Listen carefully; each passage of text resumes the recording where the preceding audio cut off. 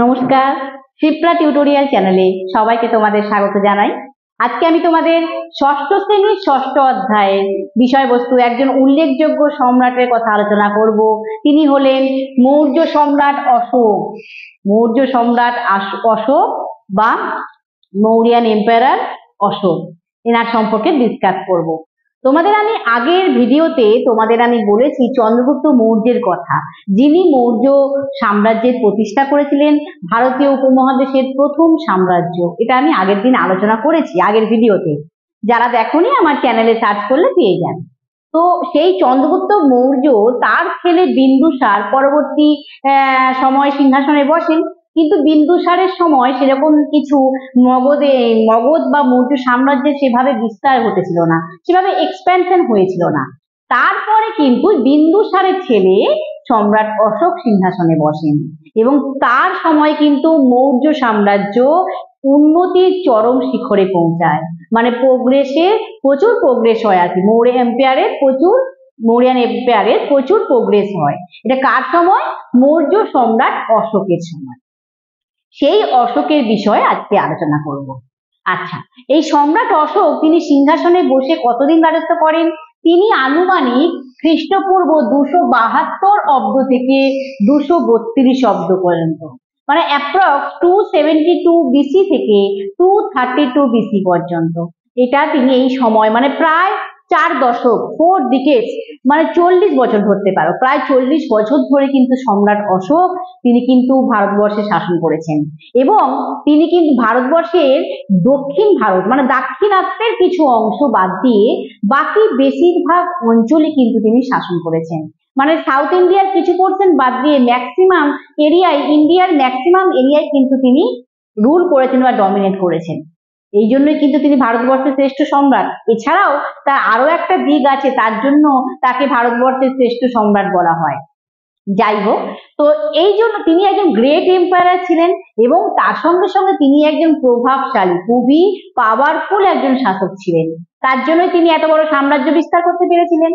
এবং তিনি তার জীবন কিন্তু বিভিন্নভাবে পরিবর্তন হয় সম্রাট অশোকের। ভারতবর্ষের এই একজন সম্রাট যিনি বা যার জীবনে অনেক পরিবর্তন ঘটে। তো তিনি কিন্তু তার প্রথম জীবনে খুবই নিষ্ঠুর শাসক ছিলেন এবং খুবই প্রভাবশালী শাসক ছিলেন।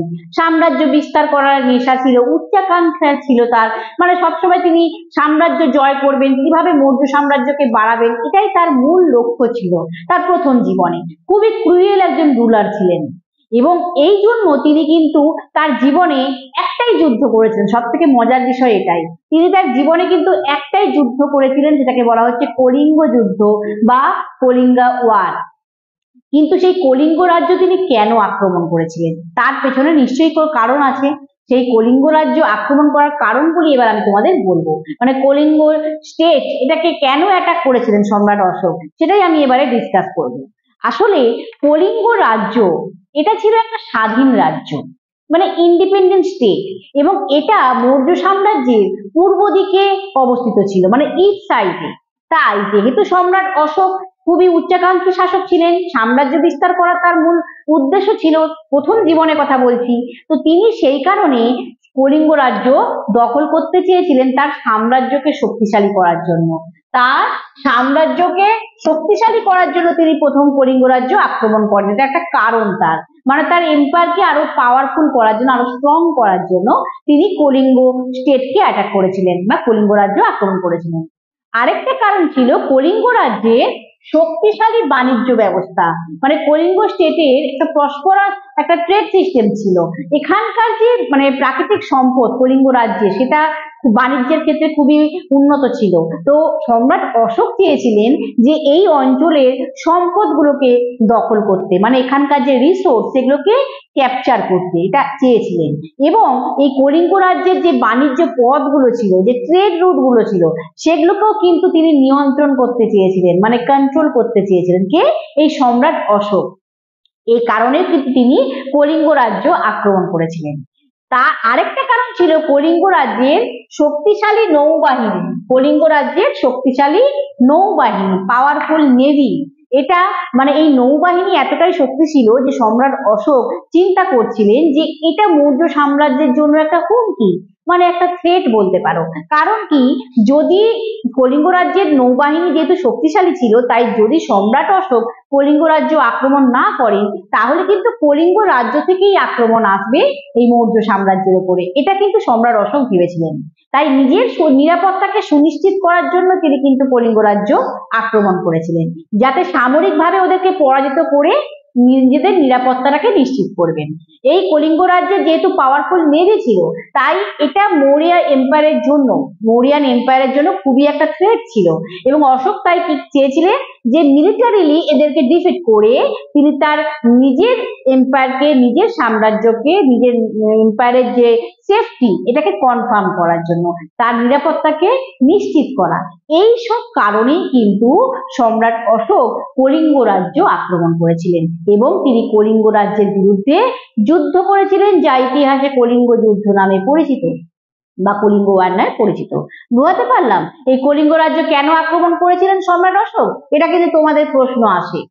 এবার এই যে কলিঙ্গ রাজ্য আক্রমণ করেছিলেন বা কলিঙ্গ যুদ্ধ হয়েছিল, সেই যুদ্ধের ভয়াবহতা এতটাই বিশাল ছিল, মানে এর যে টেরিবলনেস এটা খুবই হিউজ ছিল। ভয়াবহতা মানে এই যুদ্ধে প্রচুর মানুষ মারা গেছিল, প্রচুর মানুষ মানে প্রচুর সৈন্য, সাধারণ মানুষ, প্রচুর মানুষের মানে মানুষ মারা গেছিল বা প্রচুর মানুষের ডেথ হয়েছিল।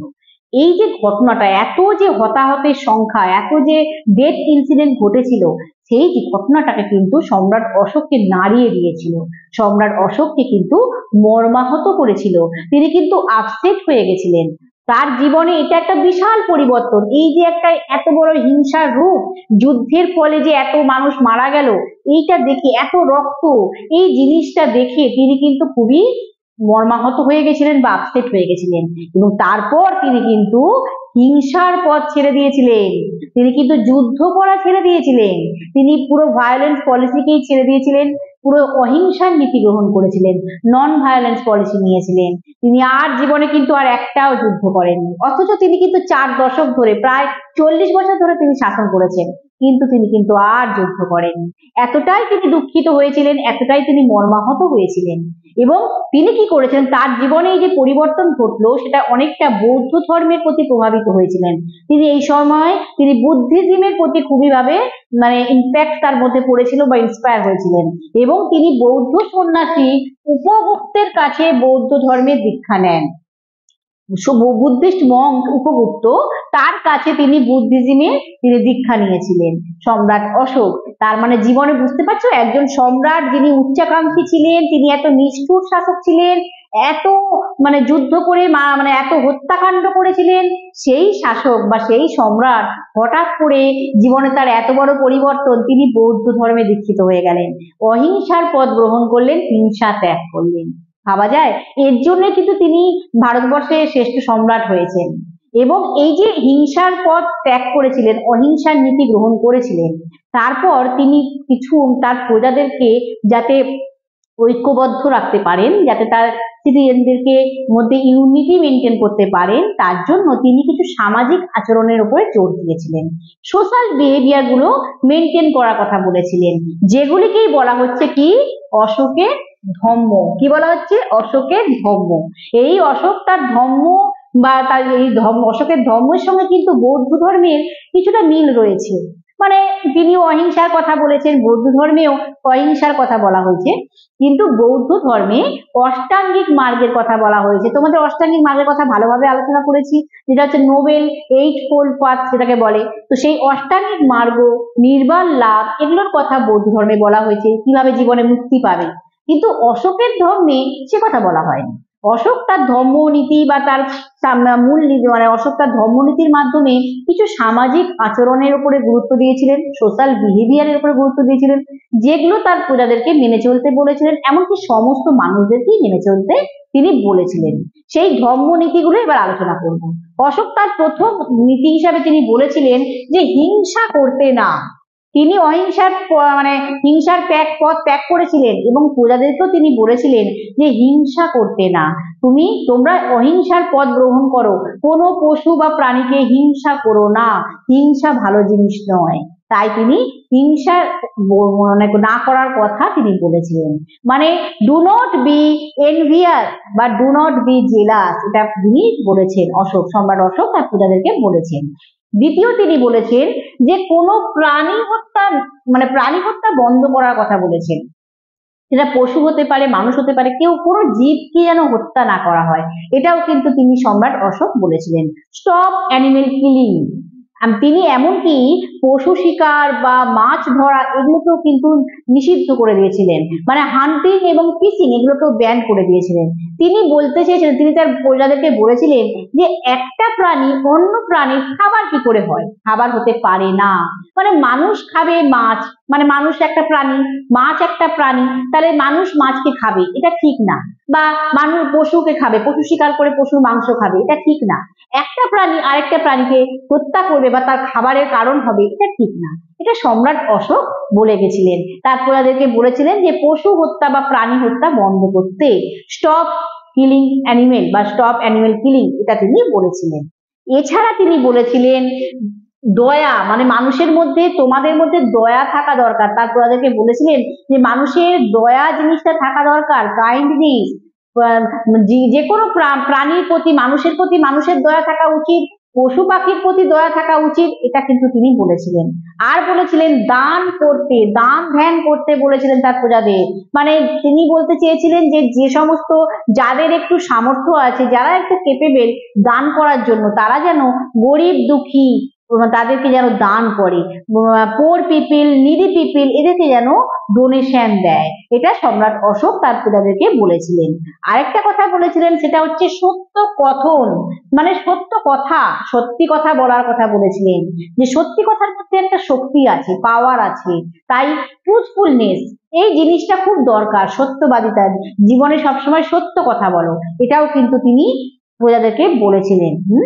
আর কি বলেছিলেন, তিনি বলেছিলেন যে পিতা মাতা বা বাবা মা এবং গুরুজনদের কথা মেনে চলা, তাদেরকে সম্মান করা, শ্রদ্ধা করা, এই কথাটাও কিন্তু তিনি বলেছিলেন।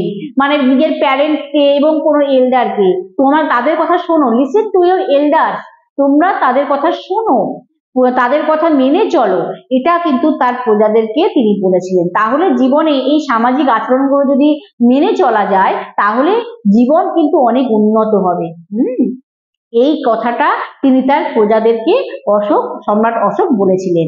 এবং তার এই ধম্মনীতির মাধ্যমে তিনি তার সাম্রাজ্যে শান্তি এবং সমৃদ্ধি প্রতিষ্ঠা করতে চেয়েছিলেন, মানে পিস এবং প্রসপারিটি এস্টাবলিশ করতে চেয়েছিলেন তিনি তার এম্পায়ারে।